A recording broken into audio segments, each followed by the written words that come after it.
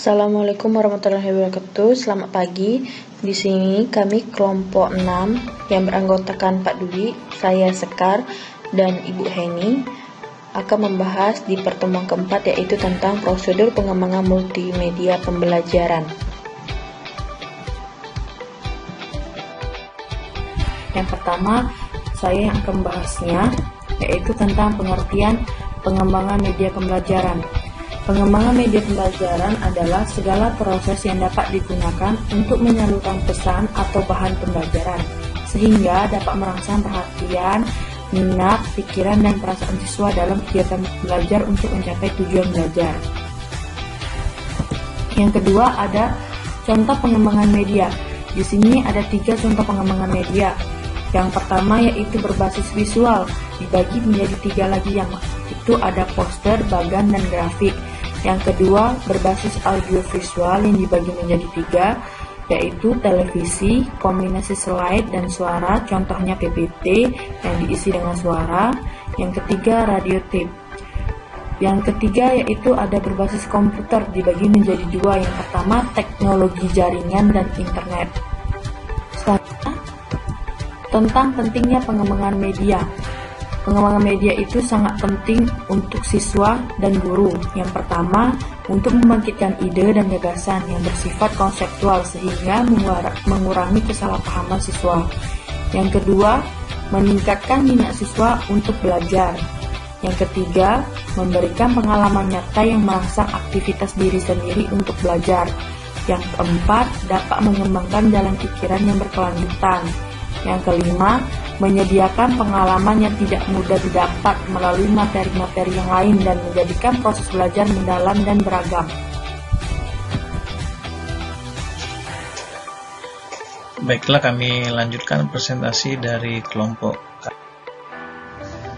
Kami lanjutkan dengan tahap pengembangan multimedia pembelajaran. Di sini ada 6 tahap pengembangan multimedia pembelajaran menurut Arif Sadiman dan kawan-kawan. Jadi yang fase pertama, menganalisis kebutuhan dan karakter peserta didik. Yang kedua, merumuskan tujuan instruksional. Dan yang ketiga, merumuskan butir-butir secara terperinci yang mendukung tercapainya tujuan. Fase keempat atau bagian keempat yaitu mengembangkan alat pengukuran keberhasilan. Yang kelima, menuliskan naskah media. Dan yang keenam, mengadakan tes dan melakukan revisi. Untuk jelas bisa kita lihat bagian berikut ini. Jadi yang pertama, fase pertama mengidentifikasikan kebutuhan. Di sini kita melakukan analisis kebutuhan peserta didik dan karakteristik peserta didik. Itu baik menyangkut kemampuan pengetahuan ataupun keterampilan yang telah dimiliki oleh peserta didik.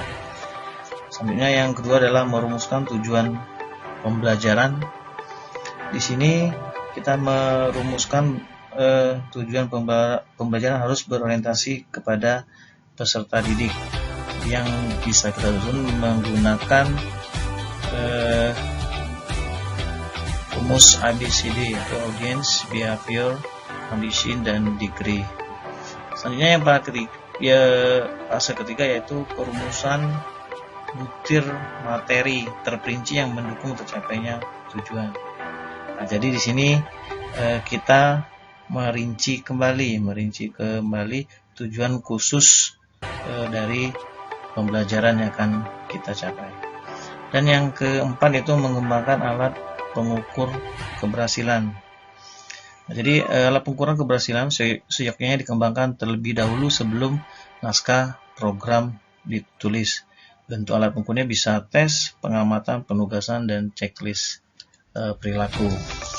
Selanjutnya yang fase kelima adalah menulis naskah media. Naskah media ini dalam bentuk penyajian materi pembelajaran melalui media rancangan yang merupakan penjabaran dari pokok-pokok materi yang telah disusun secara baik seperti yang telah kami jelaskan tadi. Selanjutnya setelah menulis naskah media, kita lanjutkan tes uji. Tes uji di sini adalah untuk mengetahui tingkat efektivitas dan kesesuaian media yang kita rancang dengan tujuan yang diharapkan dari program tersebut. Tes uji ini dilakukan melalui perseorangan atau melalui kelompok kecil, atau juga melalui tes lapangan. Nah, sedangkan revisi, setelah kita melakukan uji coba, kita lakukan revisi adalah untuk memperbaiki hal-hal yang dianggap perlu dan mendapatkan perbaikan atas dari hasil tes yang sudah dilakukan. Kalau sudah kita revisi, kita lanjut ke naskah yang siap produksi, berarti sudah siap kita bikin. Teori pengembangan multimedia menurut para ahli. Di sini kami menggunakan 3 teori. Yang pertama, teori pengembangan Gall dan Bolt. Yang kedua, teori pengembangan HD, dan yang ketiga, teori model pengembangan ADI. Untuk teori yang pertama, ada 10 langkah yang harus dilakukan.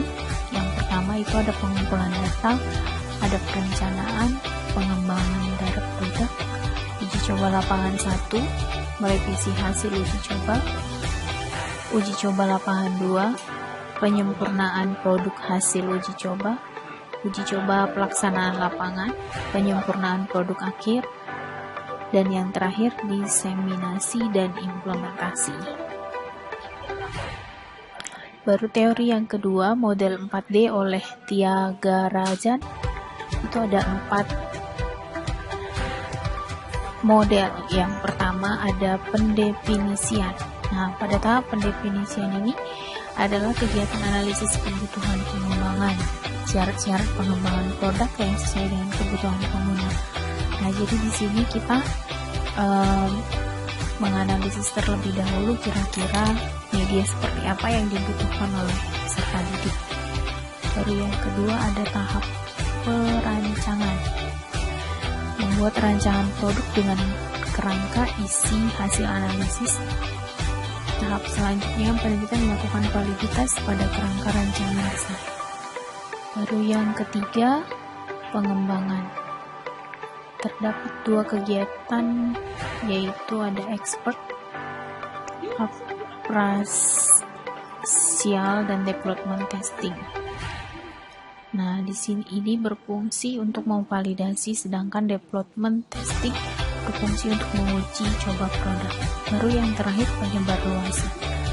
Dalam penyebar luasan ini terdapat 3 kegiatan, yaitu validation testing atau uji coba pada sasaran, ada packing, penyempurnaan produk, dan diffusion dan adoption. Produk disebarluaskan agar diserap oleh dan dapat dipahami. Selanjutnya teori ADI. Ada 5 tahapan. Yang pertama, analisis kegiatan. Dalam menganalisis kegiatan, di sini kita akan melihat latar belakang atau perlunya pengembangan media pembelajaran dan menganalisis kelayakannya. Baru di yang kedua ada desain, merupakan tahapan sistematis yang dimulai dari menetapkan tujuan media pembelajaran, merancang materi atau kegiatan pembelajaran mengajar. Baru di tahap ketiga ada pengembangan yang berisi kegiatan realisasi, rancangan produk. Dan yang keempat ada implementasi.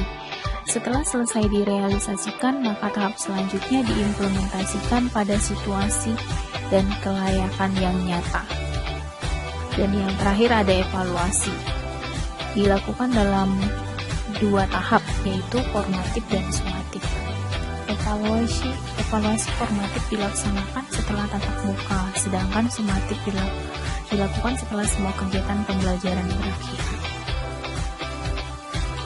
Demikianlah presentasi kami pada pagi hari ini. Terima kasih.